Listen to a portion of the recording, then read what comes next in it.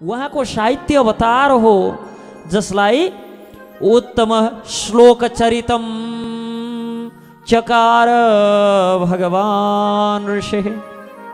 व्यासद्वारा संकलित भगवान को साहित्य अवतार, भगवान के अंशावतार व्यासद्वारा संकलित निःश्रेयसाय लोकस्य धन्यम स्वस्त्यनम समस्त जीवहरूलाई परम कल्याणका लागि निमित्त भएर आएको, सबै तरहले सफलीभूत गराउने र आनन्दमय परिपूर्ण परम कल्याणको साधन हो श्रीमद् भागवत। र कस्तो छ श्रीमद् भागवत? कृष्णे शोधामुपगते धर्म ज्ञानादिवेशः कलौ नष्टदृशामेश पुराणार्कोदुनोदितः।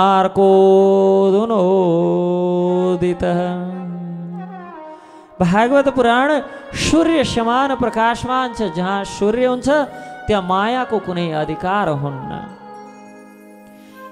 सूर्य समान प्रकाशवान धर्म ज्ञान आदि सहित कृष्णद्वारा निज धाम जब जानुभयो, कृष्णे स्वधामोपगते, जब भगवान कृष्ण स्वधाम गमन गर्नुभयो तब यसको उदय भयो। जो व्यक्तिले कलियुगमा कलौ नष्टदृशामेश, जब कलियुगको अज्ञानको गहन अन्धकारका कारण व्यक्तिहरूले आफ्नो दृष्टि गुमाउन लागे, यो पुराणबाट श्रीमद् भागवतको कृपाका कारण पुनः व्यक्तिहरूलाई दृष्टि प्राप्त हुन लाग्यो। दृष्टि पुनः प्राप्त हुन लाग्यो कि यो कलिको अन्धकारले दृष्टि गुमाएका व्यक्तिहरूलाई दृष्टि पुनः प्रदान गर्ने यदि कुनै ग्रन्थ छ भने त्यो ग्रन्थ हो श्रीमद् भागवत महापुराण। अहो यस्तो दिव्य ग्रन्थ कि जब भगवान कृष्ण स्वधाम उपगते, जब भगवान स्वधाम गमन गर्नुभयो तब भगवानको त्यो रिक्ततालाई पूर्ण गर्नका लागि रचना भएको ग्रन्थ। बडो आश्चर्य छ, कसरी रचना भयो त यस्तो दिव्य ग्रन्थ? कसको प्रेरणा पाएर व्यासले यस्तो भागवत जस्तो दिव्य ग्रन्थ रच्नुभयो त? अनि फेरि यस्तो दिव्य ग्रन्थ एकान्त प्रिय आत्माराम शुकदेवले यो शास्त्र कसरी पढे, कसरी सुने? अनि सुने पछाडि त्यत्रो 7-7 दिन तिनलाई फुर्सद कहाँबाट मिलेछ सुन्नलाई?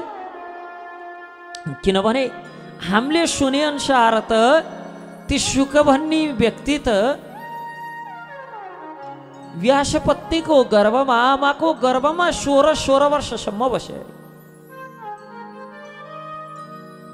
जबसम्म भगवान स्वयं आएर तिनलाई निस्क भन्नु भएन तबसम्म निस्किएनन् रे। कि आमाको गर्भमा बसेका छन्, निस्कन्नन्। व्यासले बोलाउनुहुन्छ बाहिर आऊ बाबु गर्भबाट। के भन्छन् त शुकजी? आउँदैन। किन? जसै गर्भबाट म बाहिर निस्कन्छु, गर्भबाट बाहिर निस्कन साथ यो दुःखालयको, यो अशाश्वत जगतको, यो भवसागरको एउटा बडो दिव्य विचित्र गुण छ कि म मायाको प्रभावमा परिहाल्छु। यसकारण त्यो मायाको प्रभावमा पर्नका लागि, मायाको प्रभावमा डुब्नका लागि म गर्भबाट निस्कन्न। व्यासले स्वयं भगवान श्रीकृष्ण चन्द्रलाई बोलाएर भगवानले वचन दिनु पर्यो, हे शुक गर्भबाट बाहिर आऊ बाबु, मेरो अजय जो माया छ यसले तिमीलाई छुँदैन, तिमीलाई स्पर्श गर्दैन, बाहिर निस्क। भगवानले यति वचन नदिन्जेलसम्म बाहिर निस्केनन्। जसै गर्भबाट निस्के फर्केर बा कस्ता छन् आमा कस्ती छिन् हेरेनन्, दौडे कि बा आमालाई हेरौँला, माया लाग्ला, मेरी आमा मेरा बा भनौँला, यतै भुलौँला।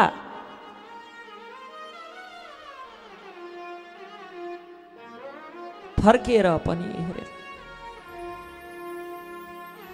त्यस्ता शुकलाई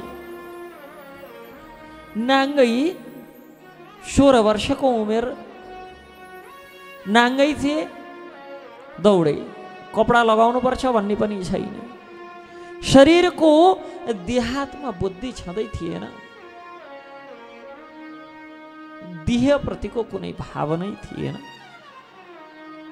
अनि उनी नाङ्गै दौडँदै गर्दाखेरि पुत्र मोहमा आसक्त बनेर व्यासजी हा पुत्र मेरो छोरो, मेरो बाबु फर्क, मेरो बाबु यता हेर, तिम्री आमा रुँदैछन्, माता पितालाई फर्केर हेर भन्दै शुकदेवका पछि पछि पिता व्यासदेव दौडनु भयो। बाटोमा स्त्रीहरू 16 करिब 16-17 वर्ष उमेरका, 15-16 वर्षका उमेरका नवयुवतीहरू स्नान गर्दै थिए। शुकदेवजी त्यही बाटोबाट दौडनु भयो। व्यासलाई पछि पछि आएको देखेर ती स्त्रीहरूमा सङ्कोच भयो। हतपत बाहिर निस्किएर कपडाले आफ्नो शरीर ढाक्न लागे। ढाक्दै गर्दा व्यासजी भन्नुहुन्छ, तिमीहरूकै उमेर बराबरको मेरो छोरो, त्यो पनि नाङ्गै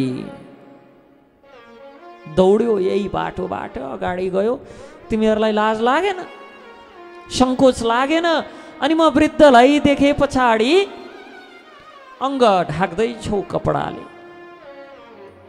स्त्रीहरू ती बालका के भन्छौ भन्दाखेरि के भन्छन्, हे व्यासजी, हजुर वृद्ध भए पनि हजुरमा स्त्री पुरुष आदिको यो शरीरको भाव छ, दृष्टि शरीरमा छ। स्त्री पुरुषको भेद छ, तर शुकजी जो तपाईँले पुत्र भन्नुभयो, उनलाई यो शरीर प्रतिको उनको बुद्धि नै छैन, शरीर प्रति उनलाई भेद नै छैन, स्त्री पुरुषको भेद नै छैन। फेरि उनीसँग किन लजाउनु, किन लाज मान्नु? उनको दृष्टि हामीतिर छँदै छैन, शरीरतिर दृष्टि नै छैन भने सङ्कोच कस्तो?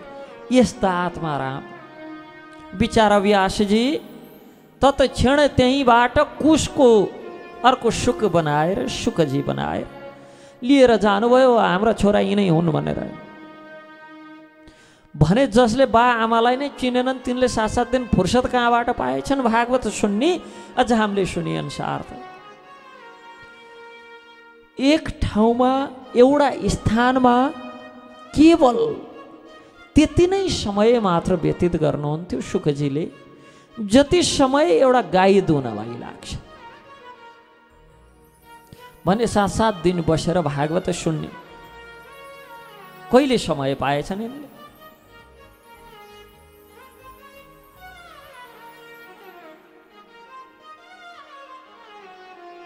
व्यासजीले कसका प्रेरणाले भागवत रचना गर्नुभयो र शुकजीले कसरी भागवत कहिले अध्ययन गरेर राजा परीक्षितलाई सुनाउनु भयो, यस सम्बन्धमा हामी जान्न चाहन्छौँ।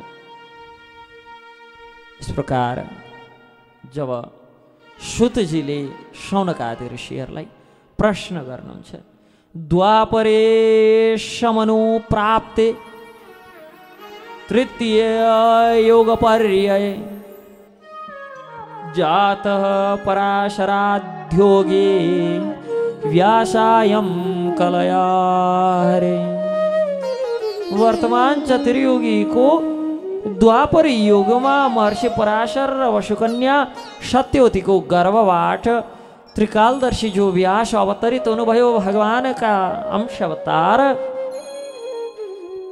कला अवतार, उहाँले निकट भविष्यमा जो आउने कलियुग र त्यसले पार्ने प्रभावलाई विचार गरेर वेद वर्णित यज्ञ कर्मको विस्तार गराउने ध्येयले एक वेदलाई 4 भागमा विभाजन गरेर पैल नाम गरेका शिष्यलाई ऋग्वेद प्रदान गर्नुभयो। पैल नाम गरेका ऋषिलाई जैमिनी नाम गरेका अर्का शिष्य थिए, जसलाई सामवेद नाम गरेको ग्रन्थ प्रदान गर्नुभयो। सामवेदको उत्तराधिकारी जैमिनीलाई बनाउनु भयो भने वैशम्पायनलाई यजुर्वेद प्रदान गर्नुभयो अनि सुमन्तुलाई अथर्ववेद पढाउनु भयो।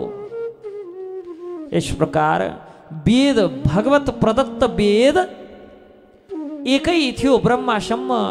व्यासले त्यसलाई 4 भाग लगाएर आफ्ना 4 शिष्यहरूलाई ऋग्वेद पैललाई अनि सामवेद जैमिनीलाई अनि यजुर्वेद वैशम्पायनलाई र सुमन्तु नाम गरेका ऋषिलाई अथर्ववेद प्रदान गर्नुभयो। र कालान्तरमा विभिन्न ऋषिहरूले वेदमा वासनीय तैत्तिरीय आदि अनेकौं शाखा प्रशाखा निर्माणहरू गरे र व्यासले फेरि पुराणहरूका साथै इतिहास महाभारत आदि निर्माण गर्नुभयो। स्त्री शूद्र द्विजबन्धो नाम त्रैन श्रुति गोचरा कर्म श्रेयसी मूढ़ाना श्रेय एवं भवेदिह। कि स्त्री शूद्र तथा द्विजबन्धु आदिले वेदाध्ययन गर्दा गर्दै पनि वेदको सही ढङ्गले यजन गर्न नसक्ने, पूजन गर्न नसक्ने र त्यसका सिद्धान्तहरूलाई जीवनमा परिपालन गर्न नसक्ने भएका कारण पञ्चम वेदका रूपमा पुराण तथा महाभारत आदि इतिहासको रचना गर्नुभयो र त्यो पञ्चम वेद रोमहर्षण नाम गरेका सूतलाई पढाउनु भयो। र रोमहर्षणका बारेमा हिजो पनि हामीले चर्चा गरेका थियौँ, जसले पुराण आदिको व्याख्या गर्दाखेरि ब्रह्माको रोम हर्षित भएका कारण, व्यासको रोम हर्षित भएका कारण तिनीहरूको नाम रोमहर्षण रह्यो। तर यति गरिसक्दाखेरि पनि मन प्रसन्न भएन। गीता आदिको पनि रचना भइसकेको थियो, किनभने महाभारतभित्र गीता आउँछ। वेद उपनिषद सबै सत्र पुराण आदि महाभारत पञ्चम वेद आदि समस्त ग्रन्थहरूको रचना भइसकेर पनि एक वेदलाई 4 भागमा विभाजित गरिसकेर पनि अनि फेरि त्यही वेदका भाष्यका रूपमा, वेदको सहज व्याख्याका रूपमा सत्रै पुराण आदिको रचना गरिसकेर पनि वेदलाई बुझाउनका लागि भनेर महाभारत आदि ग्रन्थको इतिहासको रचना गरिसकेर पनि भगवान श्री व्यासदेवलाई सन्तुष्टि भएन। व्यासजी एक दिन मनमा सोच्दै बस्नुभयो, मैले यत्रो धर्मशास्त्र आदिको रचना गरेँ तर म प्रसन्न किन हुन सकेन? किन मेरो प्रसन्नता, म प्रसन्न किन हुन सकिनँ? यत्रो सबै कार्य मैले गर्नुपर्ने सबै कार्य मैले सम्पन्न गरिसकेँ, फेरि पनि मेरो हृदयमा एक प्रकारको यो अप्रसन्नता किन? यस्तो विचार गर्दै हुनुहुन्थ्यो, नारद आइपुग्नुभयो। व्यासका गुरु नारदजी आइपुग्नुभयो अनि आएर प्रश्न गर्नुहुन्छ। व्यासजी एक दिन उहाँ त्यो सरस्वती कुण्डमा स्नान गरेर बद्रिकाश्रममा सरस्वती नदीमा एउटा कुण्ड छ, भीम पुलको नजिकै सरस्वती कुण्ड, जो औधी नै चिसो छ।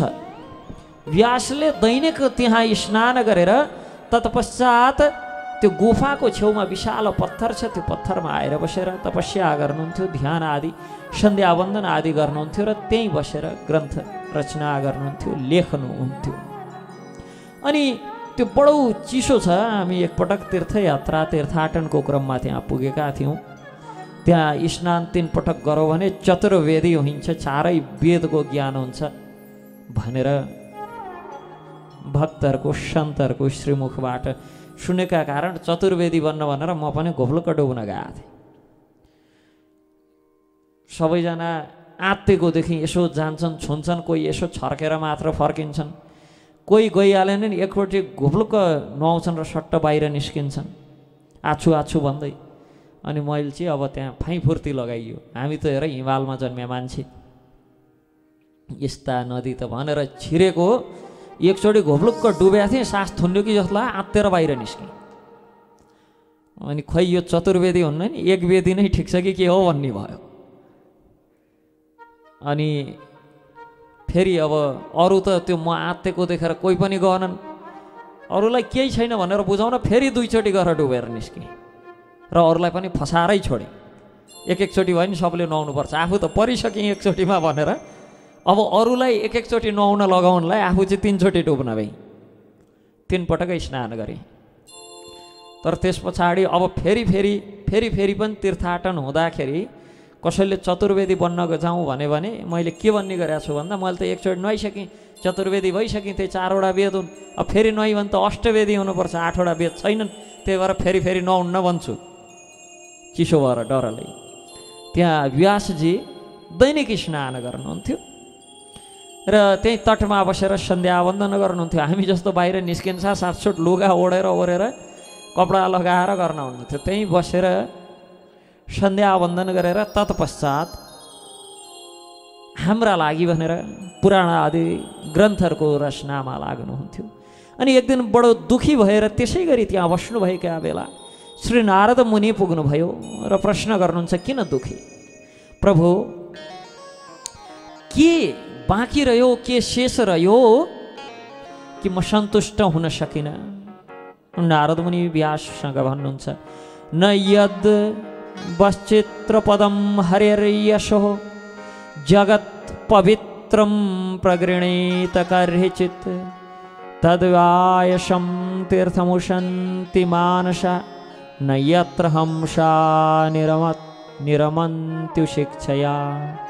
जो वाणी सम्पूर्ण ब्रह्माण्ड को वायुमण्डललाई पवित्र गर्ने भगवानको महिमाको वर्णन गर्न सक्दैनन् वा वर्णन गर्दैनन्, त्यस्ता वाणीलाई साधु पुरुषहरूले कौवाको तीर्थ स्नान, कागको तीर्थ स्नान सदृश मानेका छन्। किनभने परमहंस पुरुषहरू दिव्य लोकका जो वासीहरू छन् तिनले त्यस्ता तीर्थ स्नानमा कुनै आनन्द प्राप्त गर्न सक्दैनन्।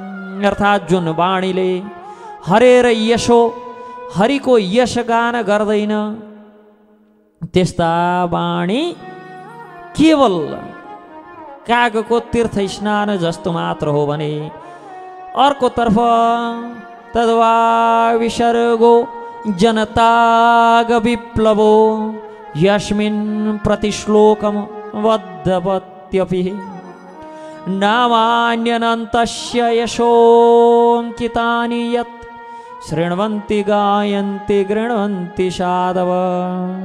अर्कोतर्फ जो साहित्य असीम परमेश्वर परमात्मा परब्रह्म श्री कृष्ण चंद्र को नाम यश रूप तथा लीलाहरूको दिव्य महिमा को चर्चाले परिपूर्ण छ, जो भिन्न रचना एवं यो जगत को भड्किएको सभ्यता एवं अपवित्र जीवनमा जनताग विप्लवो क्रान्ति ल्याउने दिव्य शब्द आदिबाट ओतप्रोत छ यस्तो साहित्य। यदि सही ढङ्गले रचना भएको छैन भने पनि नितान्त प्रमाणिक पवित्र व्यक्तिद्वारा सुनिएको गाइएको तथा शृण्वन्ति गायन्ति गृह्णवन्ति साधवा सन्तहरूको लागि सर्व स्वीकार्य छ। यसकारण हे व्यास, तिमीले भगवानको गुणगान युक्त भगवान श्री कृष्ण चंद्र को गुणगान न गरेका कारण अखिल ब्रह्मांड विश्वनायक श्रीपति भगवान श्री हरि को गुणगान नगाएका कारण तिमीलाई सन्तुष्टि हुन सकेन। नैष्कर्म्यम अप्यच्युत भाव वर्जितम न शोभते ज्ञानमलं निरंजनम कुतः पुनः शाश्वत भद्रमेश्वरे न चार्पितम कर्म यद्यप्य कारणम। आत्मा साक्षात्कार को ज्ञान समस्त भौतिक आसक्तिबाट रहित हुँदै पनि यदि भगवान श्री अच्युत को ये अच्युत भाव वर्जितम यति अच्युत को त्यो भाव प्रेमबाट शून्य छ भने समस्त भौतिक आसक्तिबाट रहित हुँदाहुँदै पनि आत्मा साक्षात्कारको त्यो ज्ञानले शोभा दिन सक्दैन। फेरि प्रारम्भबाटै ती स्वभावतः दुःखप्रद तथा क्षणिक सकाम कर्मबाट के लाभ हुने यदि भगवानको भक्तिमाथि कर्म लाग्दैनन् भने। जोगोप्सितं धर्मकृतेनुशासतः शोभावरक्तस्य महान् व्यतिक्रमः यद् वाक्यतो धर्म इति तरस्थितो न मन्यते तस्य निवारणं जनः। त्यक्त्वा स्वधर्मं चरणाम्भुजं हरेर् भजन्यपक्वथापतेत्ततो यदि यत्र को वा भद्रम् अमुष्य किं को वार्थप्तो भजतं स्वधर्मतः। नारदजी व्यासलाई भन्नुहुन्छ सामान्य व्यक्तिहरुमा भोग गर्ने जो स्वाभाविक प्रवृत्ति छ धर्मको नाममा तिमीले त वास्तवमा भोग प्रवृत्तिलाई नै बढाउने कार्य गर्यौ, किनभने यो अनुचित कार्य भयो। किनभने ती व्यक्तिहरू तिम्रा यी उपदेश अनुसार मार्गदर्शन प्राप्त गरेर धर्मको नाममा यी विषयहरूलाई ग्रहण गरेर निषेधको कुनै प्रकारको परवाह नगरिकन अब एकदम यी फल प्राप्त गर्ने सकाम कर्ममा लाग्ने भए, जसले भगवत भक्तिमा प्रवृत्त हुनका लागि आफ्नो भौतिक वृत्तिहरूको त्याग गरेका छन्। केवल त्यस्ता व्यक्तिहरू कुनै कुनै अवस्थामा त्यक्त्वा स्वधर्मम चरणम भजम हरे भजन अपक्वथा पतेत तत्व यदि कुनै स्थिति कुनै कारणले तिनीहरू कहिलेकाहीँ पतेत तत्व यदि गिर्न सक्छन् झर्न सक्छन् तर पनि त्यो असफल हुने कुनै खतरा छैन। किनभने भजन अपक्वथा पतेत तत्व यदि त्यस्ता व्यक्तिहरू यदि कुनै बेला अपक्व भजनको परिपक्वता नभइसकेका कारण गिरेछन् भने पनि अध्यात्मको त्यो मार्गमा परमार्थको त्यो बाटोमा असफल नै चाहिँ हुँदैनन्। तर त्यसको बिल्कुल विपरीत यत्र को वा अवश्य किम को वार्थ अप्तो भजतम स्वधर्मतः। तर यदि यसको विपरीत व्यक्ति आफ्नो वृत्ति कर्तव्यमा पूर्णतः रत भएर पनि हरि भजनमा लाग्न सकेन भने, हरि भक्तिमा लाग्न सकेन भने के लाभ हुन्छ? यस कारण तस्यैव हेतो प्रयतत कोविदो न लभ्यते यद् भ्रामतामुपयधा तल्यभ्यते दुःखवदन्यतः सुखं कालेन सर्वत्र गभीररंहसः। जो व्यक्ति वास्तवमा बुद्धिमान तथा कोविद छन् तिनले सार्थकतापूर्वक प्रयास गर्नुपर्छ कि ब्रह्मलोकदेखि लिएर पातल आदिको विचरणलाई त्यागेर कस प्रकार भगवत प्रेम प्राप्ति हुन्छ त्यसका लागि प्रयास गर्नुपर्छ। इदं हि पुंसस्तपस श्रितस्य वा श्वेष्टस्य शुक्तस्य च बुद्धि तत्तयो अविच्युतोऽर्थः काव्यभिर्निरूपितो यत् उत्तम श्लोक गुणानुवर्णनम्। विद्वान मण्डलीले निष्कर्ष के निकालेका छन् भने तपस्या वेदाध्ययन यज्ञ दान तथा स्तुति जपको जो अचूक प्रयोजन छ उत्तम श्लोक भगवानको दिव्य लीला दिव्य गुण दिव्य रूपको दर्शन गर्नु हो। यस कारण हे व्यास रचना जतिसुकै सुन्दर भए पनि भगवानको महिमा वर्णन नगरिएको ग्रन्थ सामान्य साधारण र भौतिक नै मान्नुपर्छ। तर रचना सुन्दर असुन्दर भेद नहेरी भगवानको महिमा वर्णन गरिएको छ भने त्यसलाई उत्तम मान्नुपर्छ। हे व्यास हजुरले बनाउनु भएको शास्त्रमा धर्म एवं अर्थ काम कर्म रूपी पुरुषार्थको राम्ररी व्याख्या भएको भए पनि भगवानको निर्मल यश भने त्यति नगाइएका कारण